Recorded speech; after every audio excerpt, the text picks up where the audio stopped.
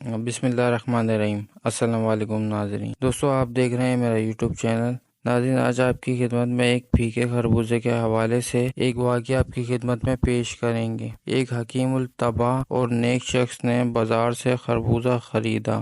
گھر پہنچنے پر جب بیوی نے اسے کاٹ کر کھایا تو وہ پھیکا نکلا۔ بیوی بگڑنے لگی اور دیر تک بڑبڑاتی رہی۔ اس شخص نے بیوی سے پوچھا، تم کس پر غصہ کر رہی ہو، مجھ پر یا دکاندار پر، اس کاشتکار پر جس کے کھیت میں یہ خربوزہ پیدا ہوا، یا اس خدا سے برہم ہو جس نے اسے پیدا کیا؟ بیوی جذباتی ہو کر چپ رہی تو شوہر نے کہا، اگر میرے بس میں ہوتا تو میں پھیکے خربوزے ہرگز نہ لیتا۔ اگر دکاندار کو اس کا پھیکا ہونے کا علم ہوتا تو وہ اسے میرے ہاتھ فروخت نہ کرتا، اور اگر کسان کو اختیار ہوتا تو کبھی بھی پھیکا خربوزہ اگانے پر تیار نہ ہوتا۔